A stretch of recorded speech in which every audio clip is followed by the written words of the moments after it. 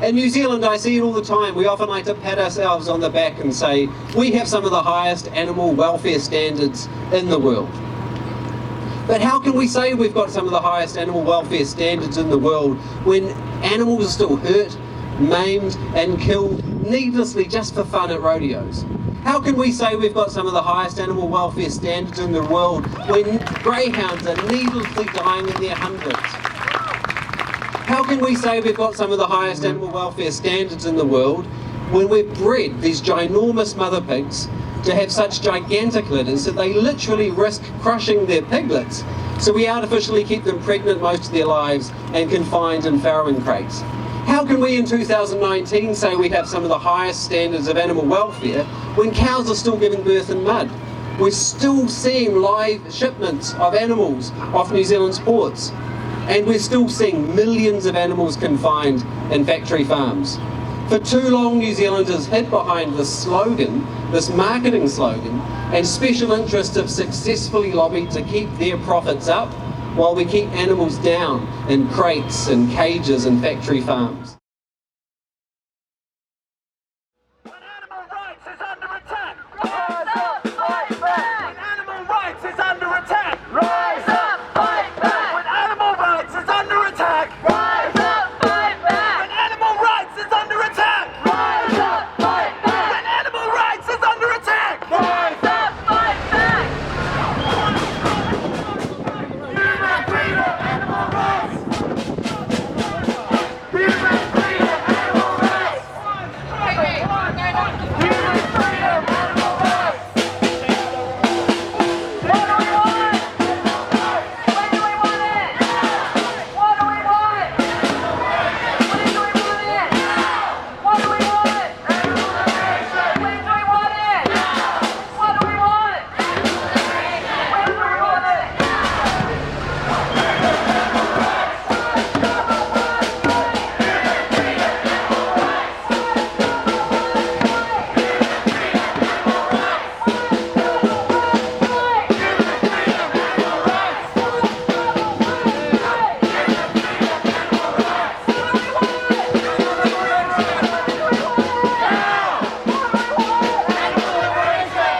Are we gonna fight for it? Are we gonna get it? Are we gonna fight for it? Are we gonna get it? Humane slaughter is a lie. Animals do not want to die. Humane meat is a lie. Animals do not want to die. Humane milk is a lie. Animals do not want to die. Humane cheese is a lie. Animals do not want to die. Humane eggs are a lie. Animals do not want to die. Lived by the humane lie. Animals do not want to die. Their babies, not ours. Their bodies, not ours. There's no excuse. There's no excuse. Animals suffer. Just like us. Animals have families. Just like us. Animals get scared. Just like us. Animals want to live. Sadly, progress for animals in New Zealand has been too slow and it has been too limited. You know, I'm really disappointed that New Zealand no longer has a Minister for Animal Welfare.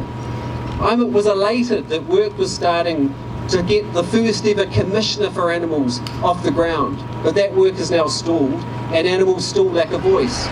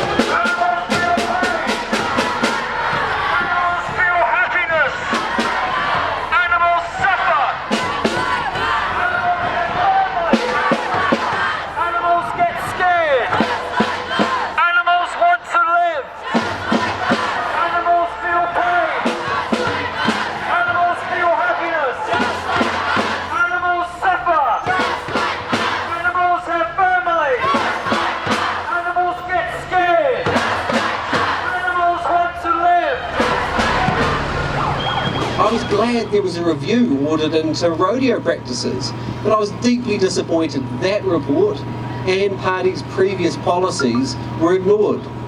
I thanked Meka Whaitiri for her review, but it was ignored. I was glad there was a review into live exports, and that review is happening right now. But look, I was really angry when MPI still gave an export licence for thousands of cows to leave Napier a couple of weekends ago.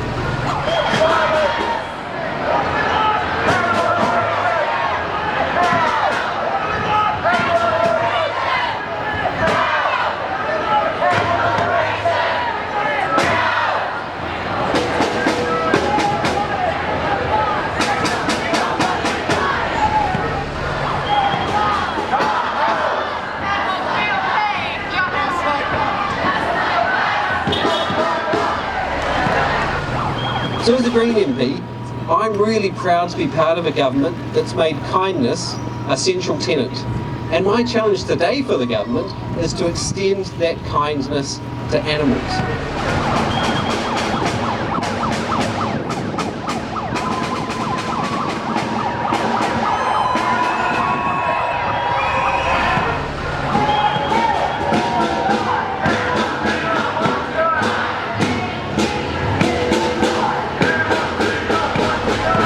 If we truly want to be able to say we care about animals in Aotearoa, New Zealand, we need to develop animal-focused laws, institutions and practices.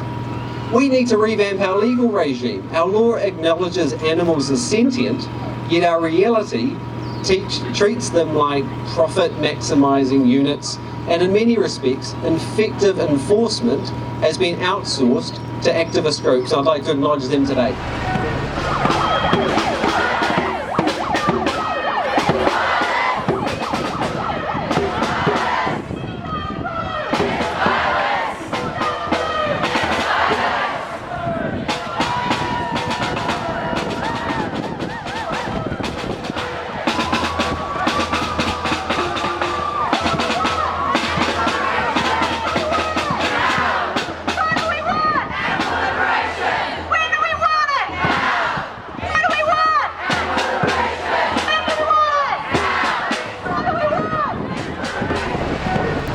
Animal welfare and enforcement, it needs to be separate from MPI, and we need significant, much more money into animal welfare enforcement. We need to urgently establish a commissioner for animals, and we need a minister for animals to speak for the voiceless and act for the powerless. We need a just transition away from factory farming and a clear timetable to phase out feedlots, colony cages, farrowing crates and other cruel practices we see. I believe if we had animal-focused laws, institutions and practices, we wouldn't see cruel rodeos anymore, needless greyhound racing, backyard breeding, tiny cages and the myriad other forms of animal abuse, big and small, we still see every day in 2019. I'm going to continue to push in Parliament for animals, but I need your help.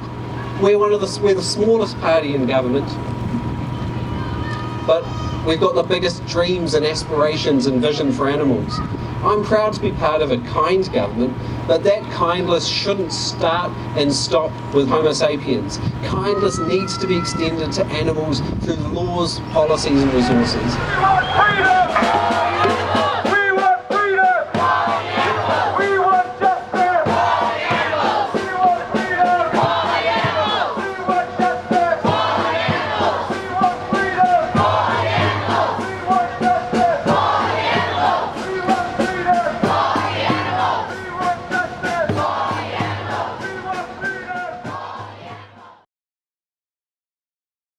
Immanuel Kant who once said, you can judge the heart of a man by the way he treats animals. And I believe you should be able to judge the heart of this government by the way it treats animals. Let's extend kindness to them. Kia ora koutou, thank you very much.